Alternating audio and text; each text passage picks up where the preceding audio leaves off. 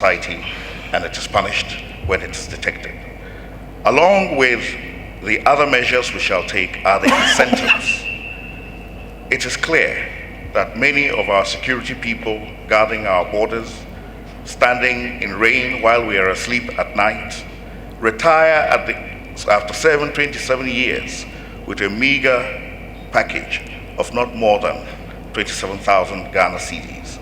This obviously is not enough when our parliamentarians walk away with 80,000 cedis after 4 years service. Thank you, Dr. Sakara. Let me go to Mr. Hassan Ayaga of the PNC. Good evening to you, ladies and gentlemen. Thank you for the opportunity. Our dear nation has enjoyed peace and security over the past 2 decades, thanks to the vigilance of our security services. Let me take this opportunity to congratulate our men and women in uniform for a good job done. Well, when I am elected as president, I will ensure that the peace and security that the nation enjoys is consolidated and strengthened by putting in place the following measures. Before that, in Ghana, only a segment of the population is living in peace and security. The majority of the persons are living in various degrees of insecurity. The rich build walls, tall walls, around their houses, add barbed wires, and add electrical fences. Then additional rare 20 dogs and high private security for their gate men. I will fight crime through many measures. The first measure is to modernize and re-equip the armed forces and the police and other security agencies with the latest weapon and hardware to enable them to perform more effectively and efficiently. We will bring back the border guards concept, equip them to police our borders and all entry points, increase the number of police personnel to the ratio of 1 police officer to 300 people. We will also provide and deploy the most advanced closed-circuit monitoring system at all the country's entry point and government establishment to further enhance the work of security agencies. But we all are involved in maintaining peace and controlling crimes. It is not just the security. As individuals in your homes and houses, when you see burglary going on, somebody in another person's house, if you cannot control it, you just inform the police. We will put up telephone lines free of charge that people could easily access the police, so that when we equip them with the modern vehicles, like the NDC have done, we will continue to give them more and more equipped other vehicles to support them, and they will be able to control crime in more than 24 hours. Thank you very much. Thank you, Mr. Ayarga. Let me go to the MPP's Nana Akufo-Addo. Thank you very much, Kojo. And let me say good evening to everybody here and to fellow Ghanaians. The question you've asked is a question of great importance for the lives of our people. The security of everyday life is probably the most fundamental requirement of any citizen in any society. And our people have been confronted recently with significant increases in crime, robbery especially. I'm surprised to hear the statement that the statistics indicate that there's been a drop. I wonder whether it is like the single-digit inflation, that there is a disconnect between the figures and the reality on the ground. Most people will be astonished to hear that. Armed robbery is on the increase. And it makes a mockery of the claim that was made that armed robbery would become a thing of the past, which was promised by the NDC in the 2008 election. Be that as may. Clearly, we're dealing with a matter that requires a very comprehensive response. A response about the strengthening of the institutions that have the frontline duty of combating crime, talking, of course, there principally of the police. I have been, and I continue, and our party continues to be, for a rapid expansion of the numbers of our police service. We have a ratio of 1 to 1,200 in our country. when the UN benchmark talks of 1 to 500. So that's an area that we can do something about immediately. And by increasing the strength of the police service, of course, also enhancing their capability, giving them better and more well-resourced tools to carry out their work. The police cry that they don't have fuel for their vehicles when you call upon them. Is not something that should be allowed to continue. So that's one. Secondly, obviously, the other aspect of law enforcement, that is the Ministry of Justice as well as the judiciary, equally need to be strengthened for them to be able to work more efficiently and more effectively. We're then dealing also with what we need to do to expand our economy, because an expanded economy and an enhanced economy will mean that the resort to armed robbery and to crime, hopefully, will diminish. That connection has been made in other parts of the world, and it's a connection that we can make here as well. Focus also on what we need to do to improve the living standards of our people, enhance their living standards, and in that process, I'm also certain that we will come to better grips with the issue of crime in our country. Thank you all very much. Thank you all very much for your responses on crime. We are still on governance, and we'll move to the second question. And I'll begin with Dr. Abu Sakara of the CPP. The second question. All right. There is a general perception that corruption permeates nearly every facet of Ghanaian society. For example, the public service, the justice system, and even the political establishment and the media. Specifically, the question is this: what steps would you take to address this problem? Thank you.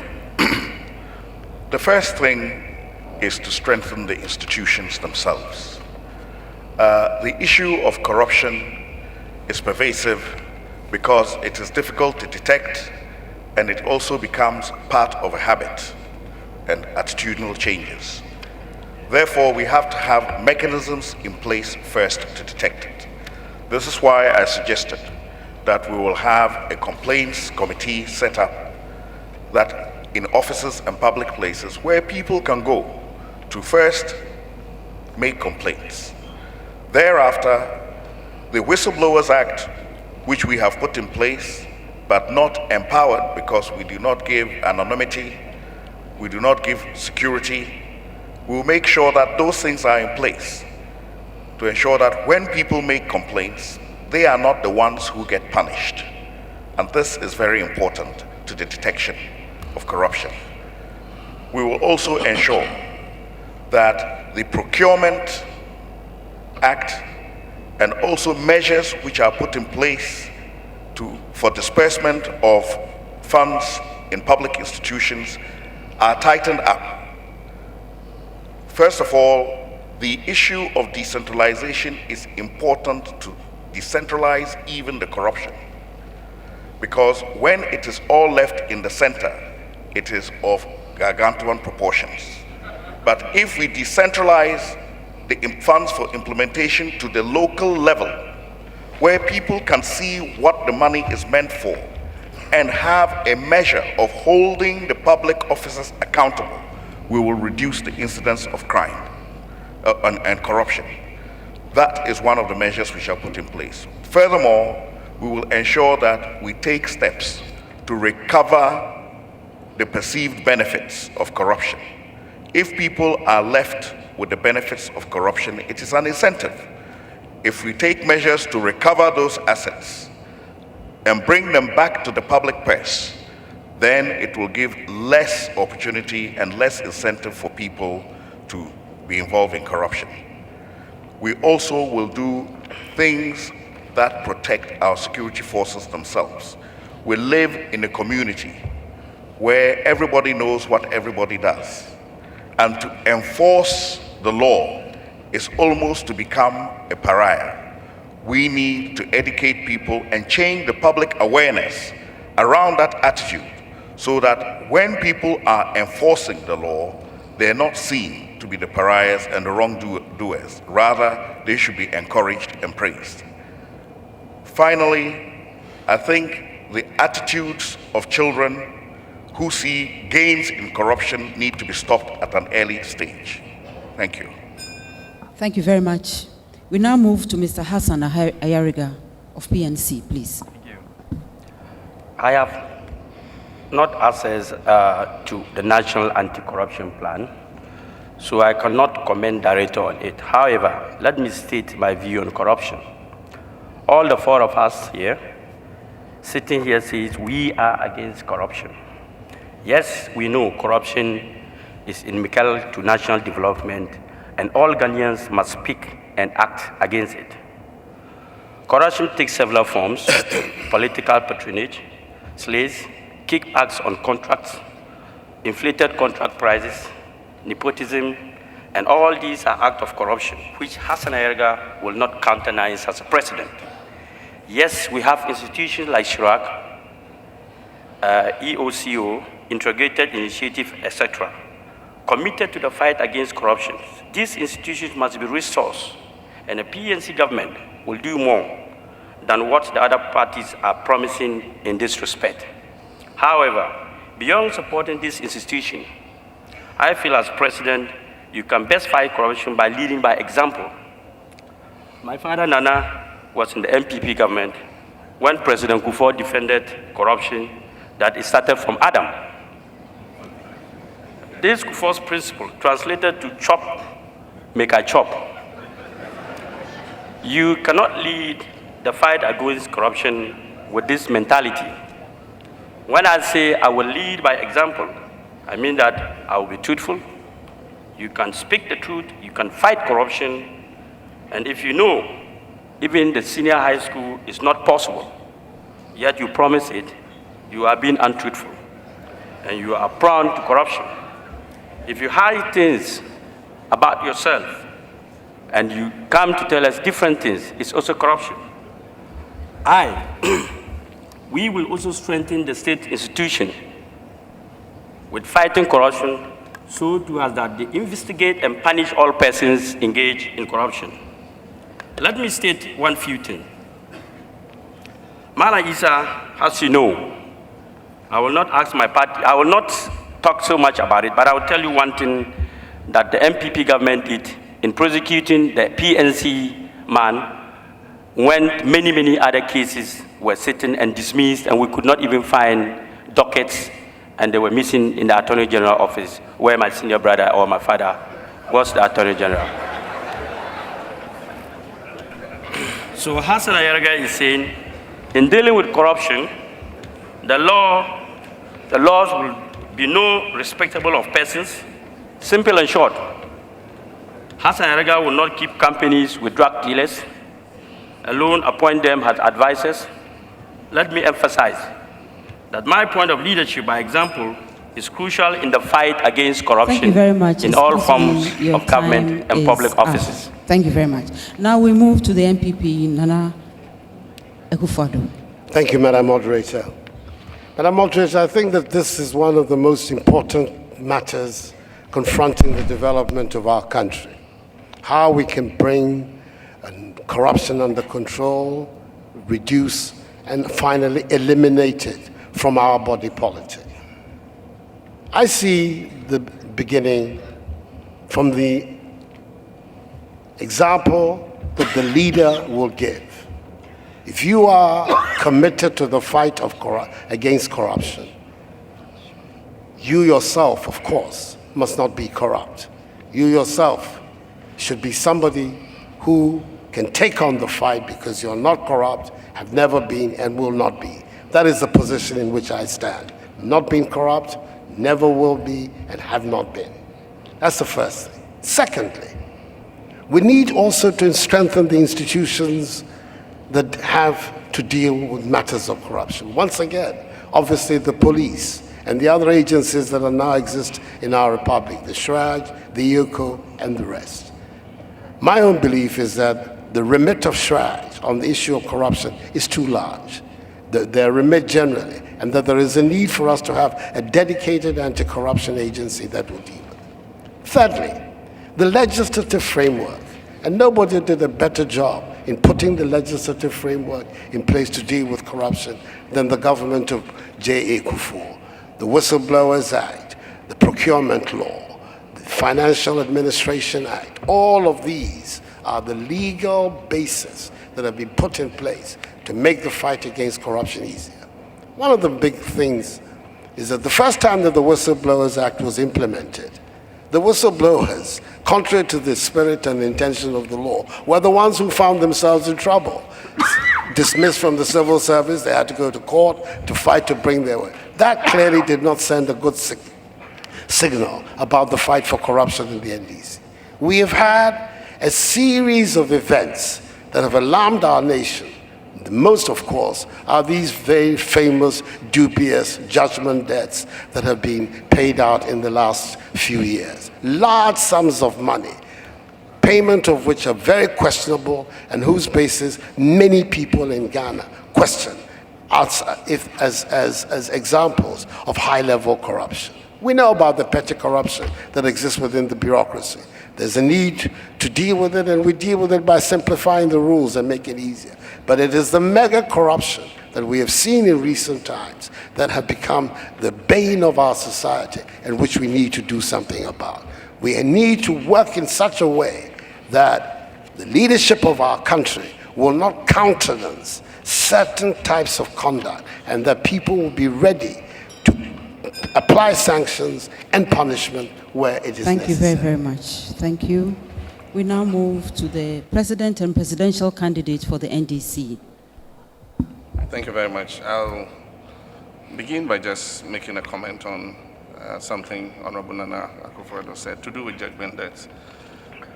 Judgment debts properly are debts that are adjudicated by courts of competent jurisdiction. And so judgment debts themselves cannot be said to be an act of corruption. It is what causes judgment debts that we must be tackling. The frivolous cancelling of contracts.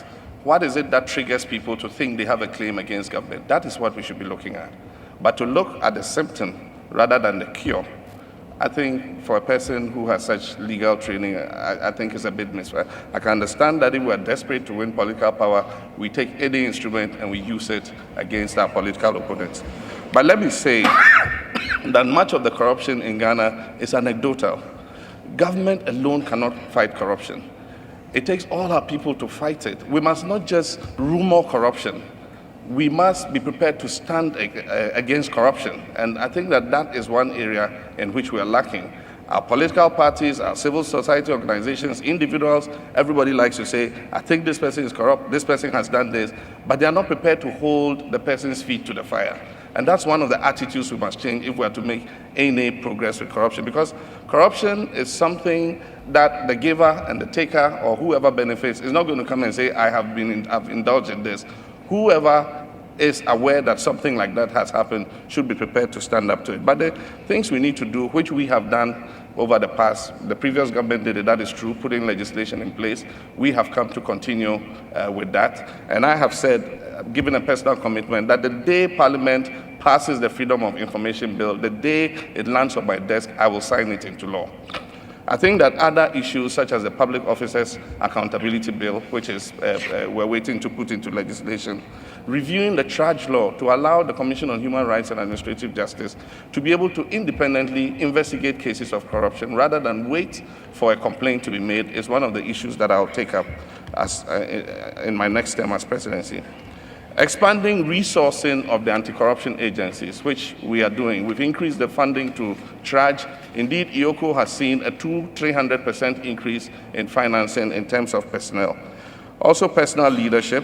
I will lead by example in terms of corruption, deal strongly with people who are corrupt in my government. Decentralization is one of the issues I was going to raise. My brother raised it.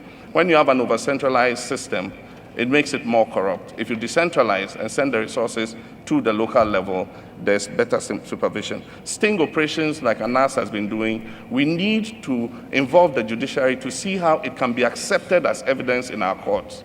Unfortunately, we don't have that environment. And so when you do sting operations, it's very difficult to present that evidence before a court Thank of you law. so much for your response. All of you want a rebuttal? Please. You have one. Thank you, Madam Moderator. Madam Moderator, I'm beginning to believe that the President's memory on some matters is, I don't know how to put it, but it lacks something. He appears to have forgotten that the government itself today has gone to court accusing Mr. Albert Wyoming of having perpetrated a fraud on the state in the judgment debt that he received. The government, in fact, is in court prosecuting him on the ground of fraud and is also in court asking for a refund of the money. Now, these are not speculations. This is not a question of judgment debts properly so-called. These are dubious judgment debts. They are questionable payments that the government itself has acknowledged. And as we sit now, there are 2 pending actions in courts of competent jurisdiction, evidencing that something seriously went wrong in the payment of 51 million Ghana cedis for somebody who did no work for it. Can you imagine what those monies would do in terms of building schools and hospitals? These 400 odd schools, primary schools, could have been built with this money. The reality is that the judgment debts that have become the subject of controversy in our country are not the normal judgment debts that we're talking about. That there appears to have been official collusion to take monies out of our treasury and pay it to people who were not deserving of those payments. So I'm glad also to hear today the President talking about the need to provide evidence. His predecessor lambasted the former President Kufuor when he made that statement that he would not countenance that the minute an allegation is made, he would investigate it. I believe that that should be the position of this government. Thank you very much. Thank you. Your time for rebuttal is up. Thank you. You want another rebuttal? Yes, thank you. Please. We have now finished 1 term of the Mills administration, and we finished 2 terms of the Kufuor administration. All through this time, we were assured that the Freedom of Information Bill would be passed, and it has not been passed. I would like to know who is holding it up, where, and how, and why. Thank you. Thank you all very much for your responses to corruption. You want a rebuttal?